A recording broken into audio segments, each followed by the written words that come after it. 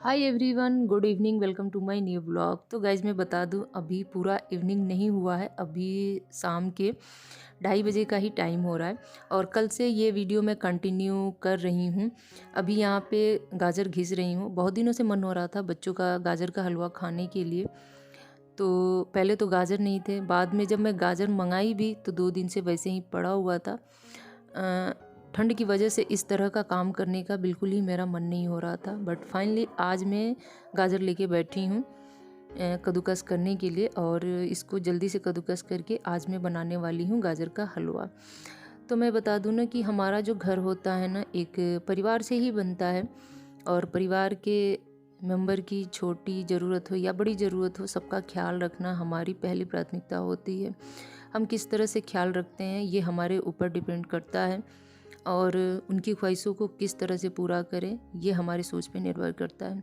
तो छोटी बड़ी चीज़ें, ये अलग बात है कि टाइम पे भले ही ना पूरा हो जाए, थोड़ा सा टाइम लगता है, बट 1-2 दिन बाद पूरा करना ही रहता है मुझे भी स्पेशली बहुत मन हो रहा था गाजर का हलवा खाने का, क्योंकि इस सीज़न में अभी तक मैंने नहीं बनाया था और बच्चों का भी मन हो रहा था। तो चलिए फाइनली तैयारी में लग गई हूँ, और 1 किलो गाजर मैंने 2 रोज़ पहले ही मंगा लिया था, छिल के अच्छे से कद्दूकस कर ली हूँ।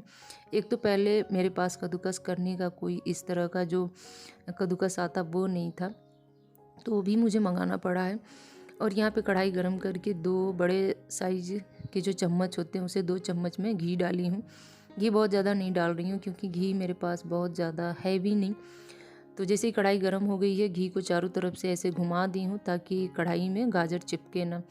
उसके बाद से धीमी धीमी आंच पे इसे मैं पकाऊंगी, और जैसे जैसे ये पकता जाता है ना, इसका कलर चेंज होता रहता है, तो पता चल जाता है कि अब ये पक चुका है। तो बस कुछ इस तरह से चलाते हुए 10 से 5 मिनट देना रहता है। क्या है ना फ्रेंड्स कि मैं गाजर का हलवा एकदम सिंपल तरीके से बनाती हूँ, और बहुत ज़्यादा कुछ इसमें तामझाम मुझे नहीं करना रहता है। तो जब कुछ इस तरह से गाजर मेरा पक गया है तो इसमें मैं डालने वाली हूँ मलाई वाला दूध। तो 2 पैकेट मैंने क्रीम वाला, फुल क्रीम वाला जो पैकेट का दूध आता है वो मंगाई थी, और उसको कल शाम को ही मतलब अच्छे से पका के रख दी थी। सुबह भी एक बार अच्छे से पका दी हूँ, सो इसमें इतनी मोटी मलाई जम गई थी। और थोड़ा सा अंदाज से मलाई और दूध इसमें मैं मिलाने वाली हूँ। इससे क्या होता है ना कि हलवा और ही सॉफ्ट हो जाता है, और जब अच्छी तरह से पक जाता है तो इसका टेस्ट मुझे बहुत अच्छा लगता है।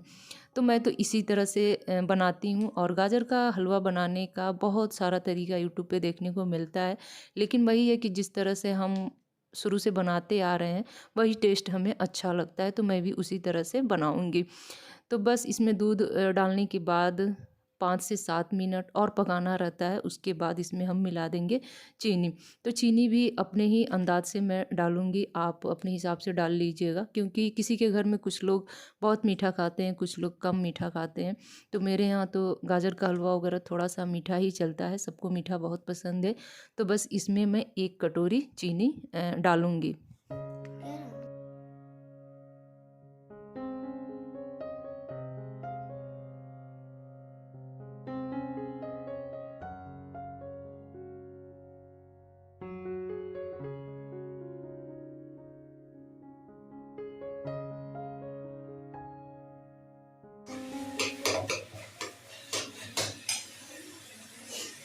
तो फाइनली गाइस मेरा गाजर का हलवा बनके तैयार हो गया। इसको पकने में बस 2 से 3 मिनट का और टाइम लगेगा, और थोड़ा सा पेशेंस रख के इसको पकाना रहता है। 10 से 15 मिनट लास्ट में तो अच्छे से इसको प्रॉपर एकदम चलाना रहता है, ताकि कढ़ाई के किनारे किनारे थोड़ा सा ग्रीसी या चिपचिपी टाइप की ना हो। तो बार बार इसको मैं चला रही हूँ, और फाइनली पक चुका है। चलिए मैं आपको एक बार दिखाती हूँ, और इसका कलर भी जैसा चाहिए वैसा उभर के आया है। तो उम्मीद है कि टेस्ट में भी अच्छा ही होगा। अभी तो चखा नहीं है मैंने, चेक के बाद में आप लोगों से शेयर करूंगी। और इसके बाद अब दिया बाती का टाइम हो गया है, तो वो मैं करूंगी, और इस वीडियो को कंटिन्यू करती हूँ या फिर नेक्स्ट मॉर्निंग से कंटिन्यू करती हूँ, ये बताना भी मुश्किल है। चलिए आपको सबसे पहले गाजर का हलवा दिखाती हूँ। पीला पीला आ रहा है इसमें हाँ, तो। यही चीज़ बस इसमें काफ़ी।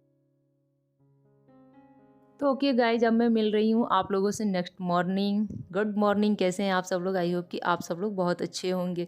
तो मेरी मॉर्निंग तो बहुत जल्दी आज हो चुकी थी। सुबह का सारा नाश्ता का काम, किचन का काम सब कुछ निपटा के आज मैं लग गई हूँ अपने घर को एक बार फिर से व्यवस्थित करने में। वैसे भी घर मेरा बहुत मैसी हो रखा है, समझ में नहीं आ रहा है कि कैसे क्या करूं क्या ना करूं। ठंडियों की वजह से उतना मन भी नहीं हो रहा, हिम्मत भी नहीं हो रहा कि डस्टिंग और क्लीनिंग पे ज़्यादा ध्यान दूं। तो बस थोड़ा सा ऊपरी मन से समझ लीजिए हल्का फुल्का घर की साफ़ सफाई कर ले रही हूँ यहाँ पे। और एक कपड़ा लेके थोड़ा सा डस्टिंग करूँगी मैं, ज़्यादा कुछ नहीं करने वाली हूँ। और एक्चुअली क्या है ना कि आप सभी लोग जानते हैं कि 22 तारीख को पूरे भारत में दीप उत्सव मनाया जाएगा।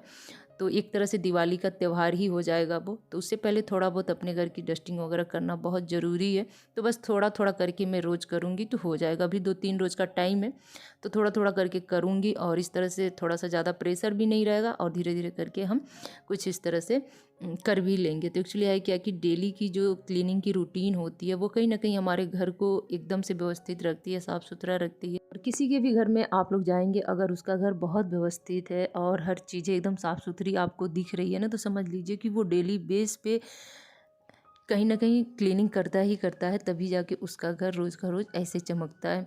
तो जो डेली क्लीनिंग की जो आदत होती है वो हमारे घर को हमेशा वेल मेंटेन रखती है।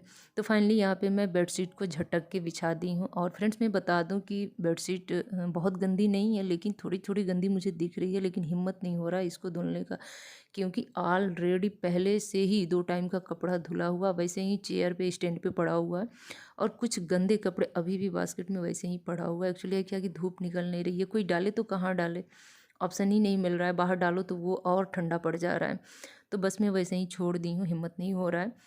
और बस एक बाल्टी पानी लेके बाहर का जो एरिया है ना कुछ इस तरह से मैं धुल देती हूँ। तो ये तो खैर अपना 2 से 3 दिन पे इसकी साफ़ सफाई होती रहती है। क्या है ना गाइज़ कि ठंड की वजह से मैं बाहर भी शॉपिंग पे नहीं जा पा रही हूँ। बस एक रोज़ मैं भाई के साथ गई थी और भाई मेरा अब चला गया ड्यूटी पे वापस। तो अभी भी मुझे थोड़ा बहुत शॉपिंग करना ही करना है। एक्चुअली एक दिन में सारी शॉपिंग नहीं हो पाती है। तो कुछ चीज़ें कहीं मिलती हैं, कुछ चीज़ें कहीं मिलती हैं, सबका अपना अपना अलग अलग मार्केट होता है। तो बस आज भी मुझे मार्केट ही जाना है। तो घर का जो सुबह का काम है सारा झटपट निपटा दूंगी। और अभी हमको लग रहा है कि 11 बजे का टाइम हो रहा था। इसके बाद बस मुझे पूरे घर में पोछा लगाना है। पानी गर्म करने के लिए मैंने लगा ही दिया है। और रोज़ के रोज़ नहाना धोना पूजा पाठ ये सारी चीज़ें करनी ही करनी रहती है मुझे। तो फटाफट मैं पोछा लगाऊंगी और सीधे मिलूंगी आप सबसे नहा धो के मार्केट में, क्योंकि इसके बाद का मैं कोई भी वीडियो शूट नहीं की थी। फिर लंच वगैरह बनाई, फिर ये भी आ गए थे, फिर थोड़ा बहुत इनसे भी बात होत हुआ।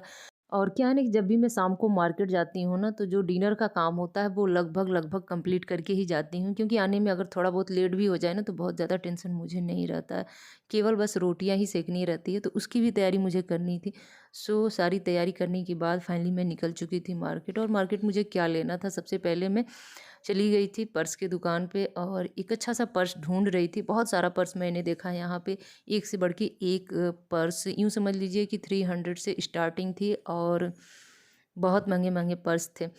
वैसे भी मेरे बजट के हिसाब से बहुत सारा पर्स उसने दिखाया। एक आध पर्स मैंने पसंद भी किया, लेकिन आप लोग कमेंट करके बताइएगा कि मैंने कौन सा पर्स लिया था।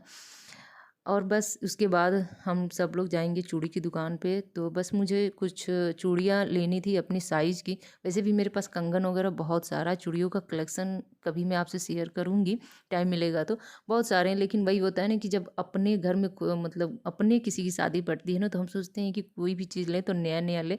और सारी चीज़ों का जो सेट है ना नया नया दिखे तो कुछ अच्छा ही लुक आता है। तो बस हम लोग चले गए थे चूड़ियों की दुकान पे। और वहाँ जाने के बाद तो मेरे जैसे होश ही उड़ गए थे। अपने लाइफ में फ़र्स्ट टाइम इस तरह से चूड़ियों का दुकान में देखी थी। केवल चूड़ियाँ ही चूड़ियाँ थी और कोई ऐसे कलर, चाहे मतलब लाइट कलर हो या डार्क कलर हो, ऐसा नहीं था जिसका वो मैच ना लगा दें। समझ लीजिए कि चूड़ियों का भंडार था वो। तो फाइनली वहाँ से मैं अपने सेट का चूड़िया वगैरह लगा ही लिया और उसके बाद हम सब लोग आ गए थे घर। घर आने के बाद वही रोज़ की तरह डिनर जो कुछ भी मतलब इनकम्प्लीट था कंप्लीट किया। और अब मैं इस वीडियो का यहीं पे एंड करूँगी और मिलूँगी आप लोगों से नए ब्लॉग में। तो रोज़ की तरह फिर वही बातें। अगर आज की वीडियो अच्छी लगी होगी तो प्लीज़ लाइक शेयर कमेंट करना ना भूलिएगा आप लोग। और हाँ, जो लोग भी मेरे चैनल पे नए होंगे ना, प्लीज़ मेरे चैनल को सब्सक्राइब कीजिएगा। और कोशिश करूँगी कि जल्दी ही आप लोगों के लिए एक न्यू वीडियो लेके आऊँ। अभी थोड़ा सा बिजी चल रही हूँ, क्योंकि आप सबसे मैंने शेयर ही किया था कि भाई की शादी तय हो गई है। शादी एकदम नज़दीक आ गई है, कुछ दिन ही बस बचा हुआ है। तो खुद की तैयारी और भाई की भी बहुत सारी जो शॉपिंग है ना सब कुछ यहीं से हो रहा है, मुझे ही करना है। तो जब भी भाई की छुट्टी मिलती है तो हम दोनों लोग निकल पड़ते हैं करने के लिए। वैसे फाइनली हो ही गया, थोड़ा बहुत बचा है तो वो हम सब लोग बाद में कर लेंगे। तो चलिए आज की वीडियो को यहीं पे एंड करती हूँ और मिलती हूँ आप लोगों से नए ब्लॉग में। तब तक के लिए bye bye friends, good night, take care.